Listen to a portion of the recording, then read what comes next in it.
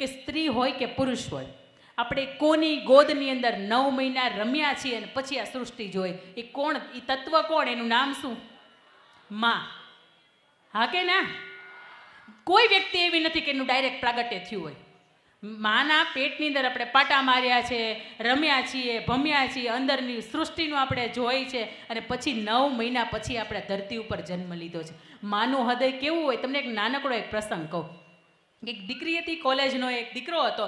એમને એકબીજાને પ્રેમ થઈ જાય અને એ દીકરી છે એ દીકરાને એવું કહે કે મને માનું કાળજું લાવીને આપ.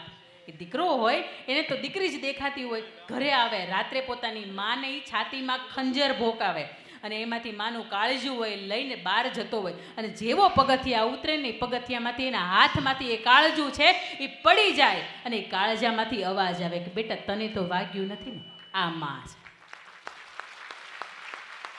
એણે રાત દિવસ નથી જોયા, એને ભાવતું નહોતું દૂધ, તેમ છતાં એણે ખાધું છે. એને ઊંઘ નહોતી આવતી, એનો વજન વધી ગયો તો 22ની જે કમર હતી એમાંથી 42 થઈ ગઈ હતી. તેમ છતાંય એણે તમને ઉત્તમ જીવન મળે એટલા માટે એણે સંઘર્ષ કર્યો છે. 9 મહિના જેમ તમે ક્યારેક તો સાહેબ 2 કિલો પેટ ઉપર બહુ મોટી ઈંટ હોય 2 કિલોની, એ પણ ઉતારીને તો રાખો, તમારથી 2 કલાક નહીં રહેવાય. એ વ્યક્તિએ 9 મહિના કાઢ્યા છે આપણને અને એ વ્યક્તિનું જીવનની અંદર આપણું મૂલ્ય છે ને ક્યારેય નહીં ભૂલાય. કારણ કે એટલા માટે સરસ મજાનો દુઓ કહેવાયો છે, નારી તું નારાયણી, નારી રતન નિખાણ, નારીથી નર નીપજ્યા પ્રહલાદ ધ્રુવ સમાન. આ સમાજને, આપણા દેશને કોઈ મહાપુરુષ આપ્યા હોય ને તો એ માત્ર ને માત્ર સ્ત્રી છે. એ ઈચ્છે ને તો રામને પણ જન્મ આપી શકે અને એ ઈચ્છે ને તો ઋષિ પત્ની થઈને રાવણને પણ જન્મ આપી શકે. એ ઈચ્છે ને તો આજે પણ શિવાજી આપણે સમાજને ભેટ કરી શકે અને આજે પણ સમાજને જરૂર છે, સરદાર વલ્લભભાઈની જરૂર છે. અને આજે પણ ઈચ્છે ને તો સ્ત્રી સરદાર વલ્લભભાઈ પટેલ, મહાત્મા ગાંધી, રાણો પ્રતાપ અને શિવાજી જેવા મહાન અદ્ભુત પુરુષો, વિરલ વ્યક્તિત્વ હતા, એને જન્મ આપી શકે. આપણા જીવનની અંદર આપણે આપણી માને ક્યારેય એટલો બધો દરજ્જો આપ્યો જ નથી જેટલો બાપને આપ્યો છે. કારણ કે બાપ શીખવે છે કે પરસેવો પાડીને સંઘર્ષ કેમ કરાય અને મા પોતાના હાલડાની અંદર ગાય છે કે બેટા સંઘર્ષ કેમ કરાય. ક્યારેક કોઈ વ્યક્તિ છે ને એના આપણને શબ્દો ટચ કરી જાય ને તોય આપણા વ્યસન છૂટી જાય. અને વ્યસન છૂટવા માટે તો હું તો એમ જ કહું છું, આપણી ઘરે નાની ઢીંગલી જો રમતી હોય ને એનો ચહેરો જોવો અને એની સાથે કલાક આનંદ કરવો અને કલાક માવો ખાઈને આનંદ કરવો. તમને ખરેખર જેમાં મજા આવે ને એમાં છૂટ, એમાં તમારે જિંદગી જીવવી. વ્યસન વારુણી સ્ત્રી છે એ આપણા જીવનની અંદર તો એને દૂર રાખવી. એના પછી 10મું જે શબ્દ હતો, 10મું જે પદાર્થ હતું એનું નામ છે ચંદ્ર. ચંદ્ર છે એ શેનું પ્રતીક છે? શીતળતાનું. હા કે ના? હા, આપણે સૂર્યને જોઈ શકીએ, બપોરનો સૂર્ય હોય એને જોઈ શકીએ. તેમ છતાં આપણા માથા ઉપર શું હોય? સૂર્ય હોય, ગુસ્સો હોય. આપણે પૂનમના ચંદ્ર આપણને ખૂબ જોવો ગમે, તેમ છતાંય તે આપણા માથા ઉપર શીતળતા હોય નહીં. અને હું એવું માનું છું કે બહેનોને એટલો બધો ગુસ્સો ન આવે જેટલો ભાઈઓને આવે. માનો છો એવું? હા કે ના? ભાઈઓને વધારે ગુસ્સો આવે, હા કે ના? કંઈ ના પાડી છે ઘરેથી કે વધારે બોલવાનું નહીં એમ? સામૂહમાં બોલે ખબર જ ન હોય અહીંયા કોણ ક્યારે હું બોલ્યું. હવે ભાઈઓને ગુસ્સો આવે ને તો ના સાંભળો તમે, મગજ ઉપર બરફ રાખવાનો, મગજ ઉપર ચંદ્ર ધારણ કરવાનો. એનું કારણ શું? શિવજી તાંડવ કરતા હતા, એને ખૂબ અચાનક ગુસ્સો આવી ગયો હતો, ત્યારે એને માથા ઉપર ચંદ્ર ધારણ કર્યો હતો ને ચંદ્રએ પ્રભાવ એને આપ્યો કે હવે ગુસ્સો નથી કર્યા જેવો. એક ભાઈ હતા, એ સવારમાં ટિફિન લઈને ગયા ઓફિસે. ટિફિન લઈને ઓફિસે જ જવાય. બપોરે શાક ખારું નીકળ્યું. સમજો, જો એ ભાઈએ બપોરે ફોન કર્યો હોત, એક તો શાક તો સવાર બગડ્યું જ હતું, બપોરે ભાઈનો મગજને ખાવાનું બગડ્યું, અને જો એને સમયે એણે ફોન કર્યો તો સાંજે બધુંય બગડત. થાય ને? હા, પણ એ બપોરે સમયે ફોન ન કરતા એક દિવસ શાક ખારું હતું ને, સંભારો રોટલીને છાશ ખાઈ લીધું હતું અને સાંજે ઘરે આવીને એમ કે પેલું શાક મને એકને જ ખારું લાગ્યું હતું, તને લાગ્યું હતું. કાંઈ ન થાય, તકલીફ ન થાય.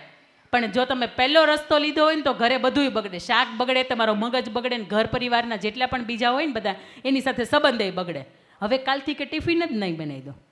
પછી બીજા એક ભાઈ હતા, એની ઘર મહેમાન આવ્યા અને દાળ ભાત શાક રોટલી સરસ બનાવ્યું, બેન પીરસવા આવ્યા એટલે હળવેક દઈને આમ દાળ મૂકતા હતા ને એ ભાઈના થાળીની અંદર, તો 2 ટીપા દાળ હતી એ રોટલીની અંદર પડી ગઈ. આમ સામું જોયું, કંઈ બોલ્યા નહીં. મહેમાન ગયા ને, તને ખબર નથી પડતી હું એવી રોટલી ખાઉં નહીં, મને રોટલી ગરમા ગરમ જોઈએ અને એવી દાળ પડી ગઈ, મારે દાળથી પલ્લેલી રોટલી ખાવાની.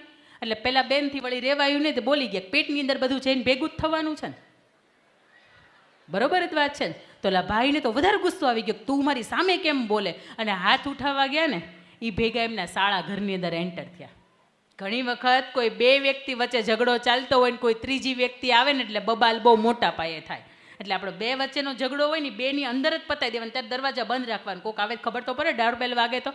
જેવાય ને શાળા અંદર એન્ટર થયા એને ખબર પડી કે આ તો મારા બેન ઉપર હાથ ઉઠાવે છે, હાલ બેન આપણી ઘરે હાલ. લઈ ગયા એને ભાઈને ઘરે અને આની ઉપર રીતસરનો કેસ કર્યો કે ભાઈ આ ભાઈ, સાચી વાત છે, ગપ્પુ નથી મારતી બપોર પછીનું. એટલે એ ભાઈ એની લઈ ગયા અને કેસ કર્યો કે ભાઈ મારી બેન છે એની ઉપર આ હાથ ઉઠાવવાનું કામ કરે છે, એટલે આને સજા આપો. પછી એ ભાઈ 7 મહિના સુધી અને જેલની રોટલી કેવી, અહીંથી આમ મારે ને તો રીંગ પાછી ફરીને આવે એવી કડક રોટલી, અને એ કડક રોટલીના રોજ કટકા કરે ને રોજ દાળની અંદર નાખે ને રોજ ખાય. બોલો, તો એ દિવસે ખાઈ લીધી હોત તો. એટલે થાય, ઘણી વખત આવું થાય, પણ આપણે તાત્કાલિક જે રિએક્ટ કરી દઈએ એ આપણને નડે. એટલે માથા ઉપર સૂર્યને નહીં, દાદાને નહીં, આ ચંદ્ર મામા છે ને એને ધારણ કરી રાખવા. એનાથી પરિવારની અંદર શાંતિ તો આવશે, તમારા મનની અંદર હોતી શાંતિ આવશે. એના પછી 11મું રત્ન હતું, એનું નામ હતું પાંચજન્ય શંખ. પાંચજન્ય શંખ કોનો હતો? મારો તો નહોતો ભાઈ. કોનો હતો? શ્રી કૃષ્ણ ભગવાનનો હતો. જ્યારે 18 દિવસનું યુદ્ધ પૂરું થયું ને મહાભારતનું, ત્યારે શ્રી કૃષ્ણ ભગવાને વિજયના સ્વરની અંદર એ પાંચજન્ય શંખ છે એ વગાડ્યો હતો. એટલે પાંચજન્ય શંખ છે એ વિજયનું પ્રતીક છે. પાંચજન્ય શંખ કૃષ્ણ ભગવાનનો. કૃષ્ણ ભગવાન ધર્મના માર્ગે, અને જો તમે ધર્મના માર્ગે હોય તો ભગવાન તમારો વિજય નક્કી કરે કરે અને કરે. એના પછી છે 12મું તત્વ, એનું નામ છે પારિજાત. પારિજાત જોયું છે ને? હા કે ના? હા, પારિજાત છે એ સુગંધનું પ્રતીક છે. તમે કોઈ સત્કર્મો કરાવો, કોઈ સારા કામ કરો અને વર્ષો થઈ જાય ને તો તમારી એની સુગંધ છે ને એ સતત પ્રસરતી રહે. 10 નોટ કોઈ છોકરાને બતાવો ને એને પૂછો કે બેટા આમાં કોનો ફોટો છે, તો એ કહી દે ગાંધીજી બાપુનો છે. હા કે ના? હા, હા તો પાડો, નકર ના પાડો. હા, એ કહી દે. ગાંધી બાપુને અંદરથી બોલવું પડે કે હું છું આ, હું ગાંધી બાપુ, એમ બોલવું પડે નહીં ને? કારણ કે એણે કર્મો એવા કર્યા હતા કે વર્ષો પછી પણ આજે એની સુગંધ છે એ આપણે અનુભવી શકીએ છીએ. કોઈ આપણને ભલે તોડી નાખે પણ ઉગવાનું ભૂલવાનું નહીં. ઉગ્યા પછી કોઈ ભલે ને આપણને મચડી નાખે પણ એના હાથની અંદર સુગંધ છોડવાનું ભૂલવાનું નહીં. ઉગશો તો એક દિવસ મહેકશો, પડી ગયા હશું, ઊભા નહીં થાય તો ચાલી નહીં શકીએ. એના પછીની વાત છે 13મો જે પદાર્થ નીકળ્યો હતો એ અશ્વની કુમાર હતા. અશ્વિની કુમાર હતા. એ અશ્વની કુમાર એવું પ્રતીક છે કે પર દુઃખ હનન.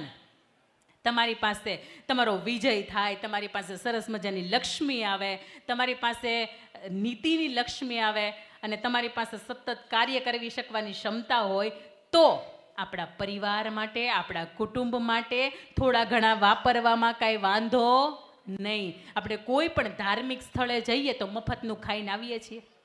લગ્નમાં કોકને જાય તો ચાંદલો લખ્યા વગરના આવીએ છીએ. અને આવ્યા હોય ને તો એને ઘરે ખરેખર ઓલી કાયમ ચૂર્ણ કાં તો એસિડિટીની ટીકડી લેવી જ પડે. મફતનું આપણે ક્યાંય પણ ખાઈને નથી આવતા. તો આજે પણ આપણે અહીંયા પરિવારના સ્નેહ મિલનની અંદર આવ્યા છીએ અને આપણે પણ પરિવાર દીઠ શક્ય ને એટલી રકમ છે એ અહીંયા લખાવીને જજો. એટલા માટે કે આવતા વર્ષે સાહેબે કીધું કે આવતા વર્ષે વધારે બેટર આપણે આ કાર્યક્રમ કરવાનો છે. અને સૌથી પહેલો છે તેમ છતાંય આટલો સરસ રીતે કર્યો છે ને, અદ્ભુત એક જ શબ્દ લાગુ પડે. અને તેમ છતાંય આટલો સરસ મજાનો કર્યો છે તો આવતા વર્ષે હજુ આપણે એનાથી સારો કરી શકીએ ને જૂન મહિના પહેલાં ગોઠવી શકીએ, એટલે ફાર્મની અંદર ગોઠવી શકીએ, એ વધારે યોગ્ય રહે. ક્યારે પણ તમારી પાસે કંઈ પણ હોય તો એની અંદરથી થોડુંક દેવામાં હિચકિચાટ અનુભવતા નહીં. કારણ કે તમે 2 હાથે આપો છો ને, તમને હજારો હાથવાળો આપી રહ્યા છે. અને જે આપે છે ને, ખાલી કરે છે ને એનું જ ભરાય છે. આ જમીન આપણને ના પડી દે છે કે હું તને પાણી નહીં આપું એમ. મને ખબર નથી આવતા વર્ષે કે વરસાદ આવશે કે નહીં, પણ ભૂગર્ભ આપણને ના પડે છે કે હું પાણી નહીં આપું. આપણે કૂવામાં જ પાણી કાઢીએ છીએ ને, આપણે દારમાંથી પાણી મળે છે ને, તો આંખો બંધ કરીને ભગવાને થોડુંક પણ આપ્યું હોય ને તો થોડાકમાંથી થોડુંક દેવાની આદત રાખજો. કીડીને આપણે દેવું નથી પડતું, એને જાતે ગોતી લે છે. પણ માણસ એવો છે કે એને એકબીજાની જરૂર પડે છે, એકબીજાના ટેકાની, એકબીજાના સહારાની જરૂર પડે છે. અને એના પછી સૌથી છેલ્લી વાત છે, આપણને સૌથી છેલ્લું મળ્યું હોય તો એ મળ્યું શું છે? અમૃત. અમૃત એટલે અમરત્વનું પદાર્થ. અમૃત તમે પીવો એટલે સદાયને માટે તમે અમર થઈ જાઓ. હું ફરીથી આપણા કંકોત્રીએ આવીશ.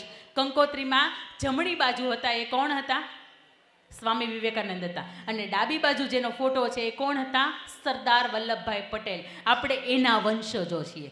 100 વર્ષ પહેલાંય સરદાર હતા. આજે પણ 2200 કરોડના ખર્ચે સ્ટેચ્યુ ઓફ યુનિટીમાં સરદાર છે અને આવનારા સમયની અંદર પણ સરદાર હશે. કારણ કે આ 14 પદાર્થ હતા ને એણે આત્મસાત કર્યા હતા.